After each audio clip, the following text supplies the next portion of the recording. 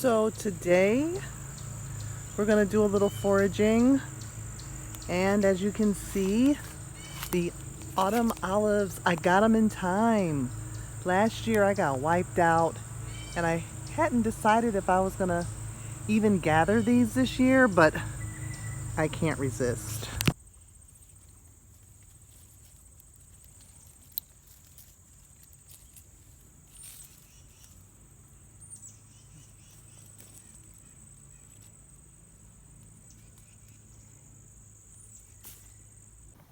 So now we have the task ahead of us of getting all of these into this. And we have quite a bit. I have a full-on Trader Joe's bag full of autumn olives. If I post that in the foraging group, people would be hot. Like, oh, I hate those things. I hate those things. Let's see if we can make something amazing that would make even the most skeptical person love autumn olives.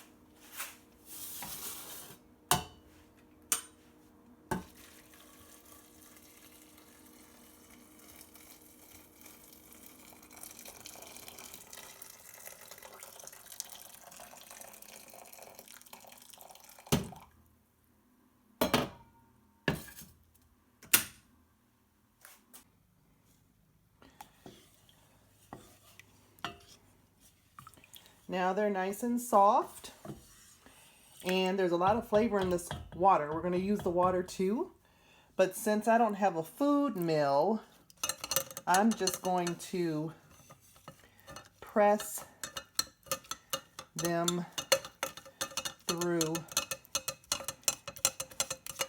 this sieve until the pulp comes out the bottom. Got my work ahead of me. We'll see how this goes.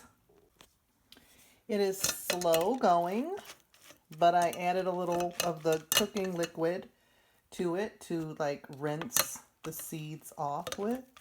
And slowly we're getting most of the flesh and the juice pushed through to our measuring cup. Okay, we didn't do too bad for not having a food mill.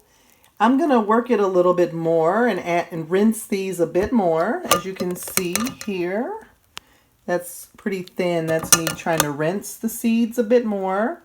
But we have this whole pot here full of autumn olive puree.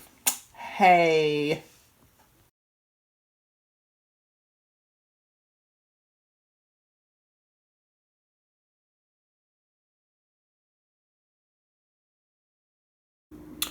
So here we are. I decided to go on and get some of the fruit pectin because I just didn't want to boil down my syrup till it was went away. I don't know if the ratio is right.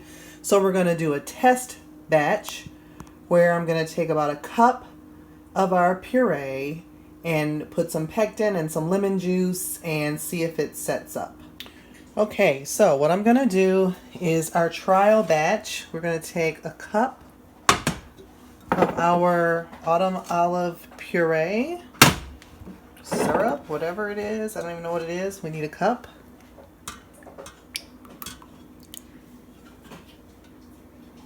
Okay, it looks good.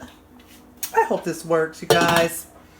Now we need, what did it say? 1.5 teaspoons of lemon juice. 1.5. 1.5 teaspoons of lemon juice. Okay.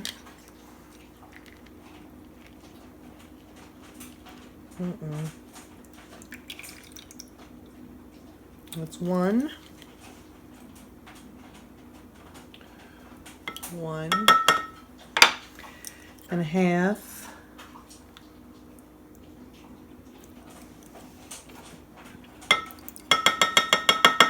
teaspoons of lemon juice and 1.5 teaspoons of this here fruit pectin. Now I wonder what this tastes like. Is it going to change the, I guess not, taste of my stuff? 1.5.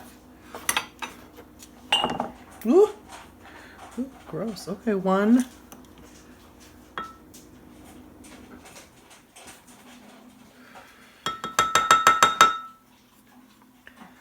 So much. It's very gelatinous. 1.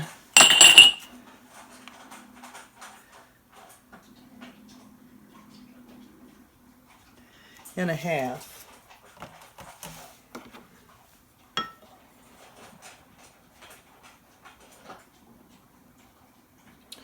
And then it says stir for 3 minutes. That's a long time.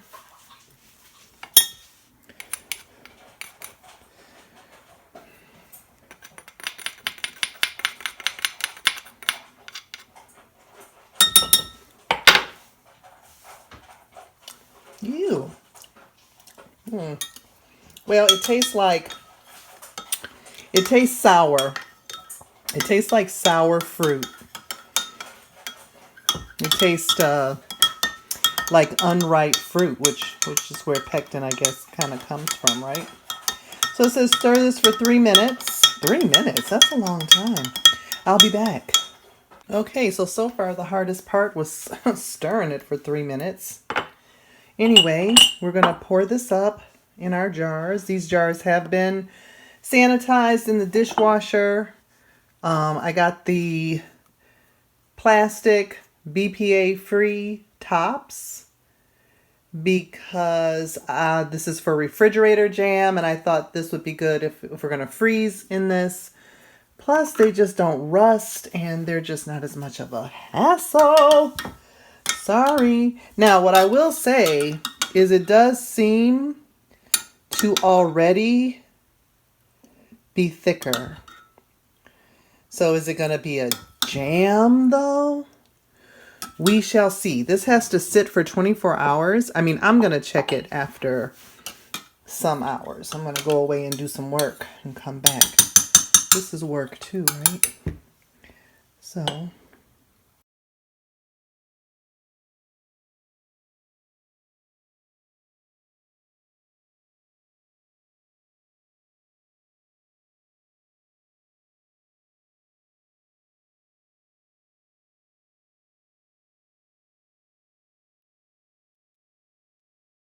It's so pretty. I hope this works because it certainly is going to be a gorgeous jam. I'm a jam on it. So it says to cover and let it sit for 24 hours. So we'll see. We'll be back. So today we're going to try this autumn olive jam. I can tell you right now, it did not gel like I wanted it to to be considered jam. But I still want to try it. Let's see. This is my second try, and I will say that it is definitely thicker this time. But as you can see, nowhere near a jam. But all the same, we melted some butter on this here rye toast. And I'm gonna try it anyway. I wonder if it could still be used for the jam thumbprint cookies. Like, would it bake into a jam-like filling? I don't know. So let's see. It definitely tastes good.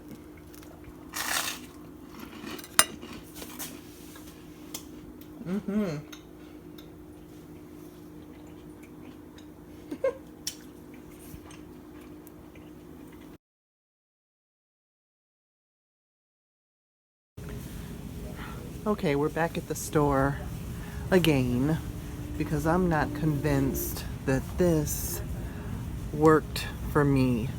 Not saying it doesn't work, but it could be, I don't know, the pectin amount. So I'm thinking of going with a different kind, different brand. So this I've heard of. This is the same maker, but this one says for use in less or no sugar needed recipes.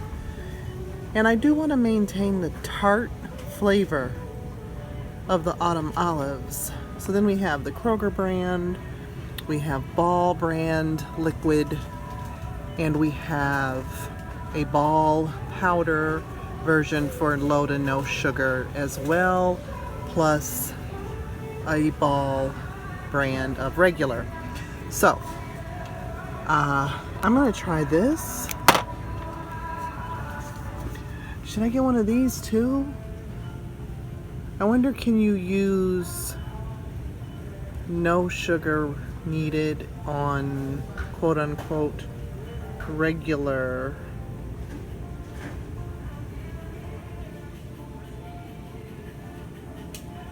I don't know. I'm gonna get this too, because I have another package of this at home. All right, still trying to gel these autumn olives.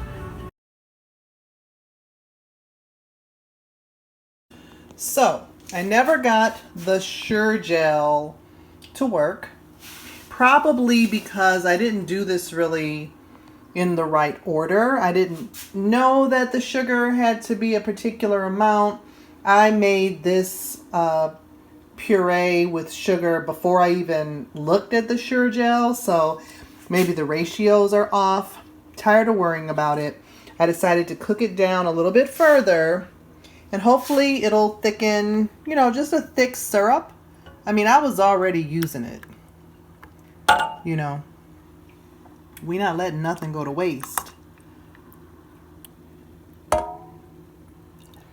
And it made a very decent spread for bread. So we're just gonna go with that. Hopefully it'll thicken a bit because I did boil it down some more. We'll see after it chills. So here we are back with this autumn olive jam. I'm not sure how this light is doing today, but anyway, we'll see. In an effort to thicken it up, someone suggested using chia seeds. And so this is so this is definitely thicker. This is more jam-like. And maybe I could have used even more chia seeds. So this is nice. This would be nice for toast. That's good. That's really good. So maybe I could have added a little bit more chia seeds. So that's one solution. But I will say another happy solution is to use it like a syrup.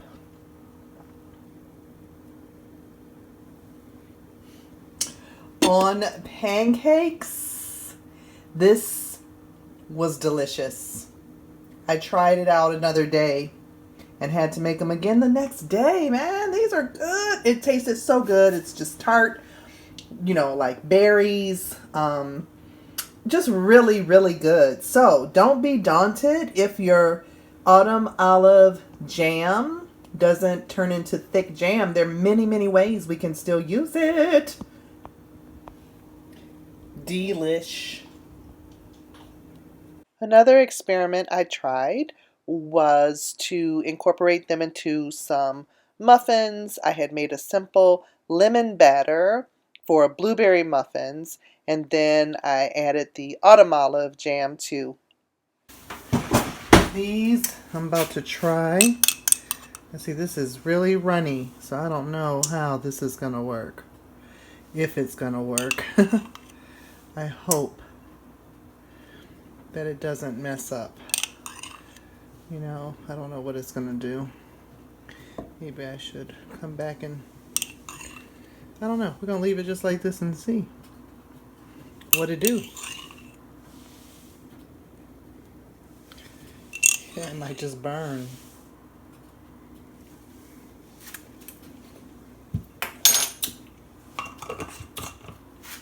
But I hope not. We'll see. Well, I don't know. What do you think?